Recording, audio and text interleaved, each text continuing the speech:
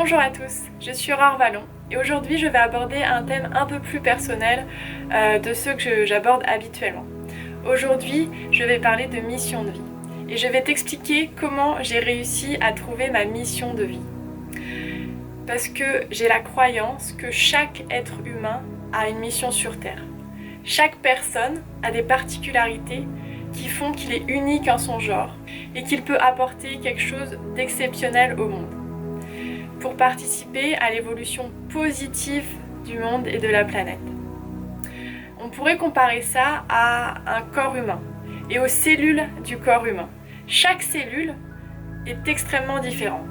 Chaque cellule est unique, elle a un rôle unique. Elle peut être au niveau de la peau, au niveau du foie, au niveau du cœur. Elle a un rôle vraiment très spécifique et pourtant, chaque cellule a un objectif commun.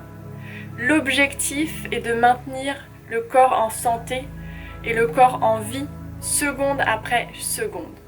Quoi qu'il se passe, quoi qu'il arrive, les cellules vont essayer de te maintenir en vie. On pourrait comparer ça à une ruche. Une ruche est composée d'une colonie et la colonie est composée de milliers et de milliers d'abeilles. Et chaque abeille sont extrêmement différentes. Il y a la reine, les ouvrières, les faux-bourdons. Et pourtant, chaque abeille sait exactement ce qu'elle doit faire pour maintenir la colonie en vie. Pour moi, la population sur Terre et la planète Terre, c'est exactement la même chose. On pourrait comparer les êtres humains aux cellules, à la planète, au corps humain.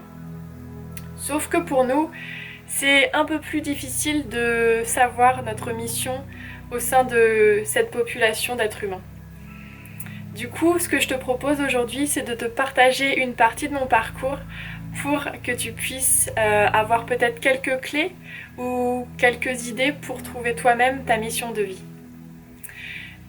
Quand j'étais petite, j'avais un rêve. Mon rêve, c'était celui de devenir fermière. Je rêvais de devenir fermière. J'avais envie d'être dans la nature, au contact des animaux et de vivre dans une petite maison comme celle de Blanche-Neige. J'avais ce rêve qui était omniprésent. Par la suite, j'ai fait des études plutôt scientifiques. Je me suis orientée vers un cursus biologie-biochimie et j'ai eu la chance de faire une option en écologie. Cette option en écologie m'a permis de me rappeler que j'avais vraiment l'envie de travailler au contact de la nature. Mais du coup, tout au long de ces années, j'ai eu un profond sentiment de solitude et d'incompréhension. Parce que forcément, quand on me demandait ce que je voulais faire, je répondais « je veux sauver la planète, je veux sauvegarder l'environnement ». Et à l'époque, c'était peut-être un peu avant-gardiste, on ne parlait pas forcément de changement climatique ou de transition écologique. Et du coup, je me sentais un peu isolée dans ma démarche. J'ai eu l'envie, du coup, de trouver des gens qui partageaient mes valeurs. Et pour cela, j'ai voyagé après avoir fait plusieurs expériences professionnelles qui m'ont montré que je n'étais pas forcément à ma place à ce moment-là. Et au fur et à mesure de ces voyages, j'ai découvert des personnes, des centaines de personnes qui pensaient exactement comme moi, qui partageaient mes valeurs et avec qui j'ai vécu des expériences extraordinaires. J'ai aussi eu la chance de vivre mon rêve, celui d'être fermière. J'ai vécu 1 an en tant que fermière en Nouvelle-Zélande et ça a été une expérience magique pour moi.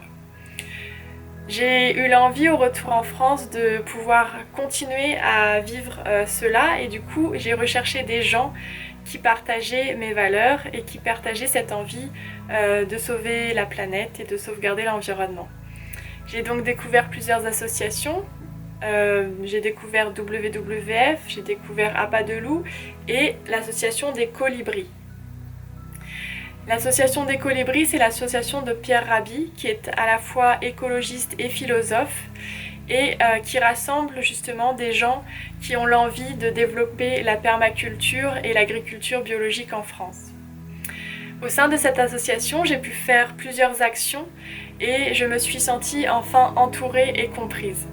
Ça a été le début de quelque chose de très très important pour moi. À la suite de cela, j'ai eu envie de continuer à me former en permaculture et j'ai fait un voyage de 3 mois en Norvège afin de découvrir un peu plus sur ces techniques d'agriculture.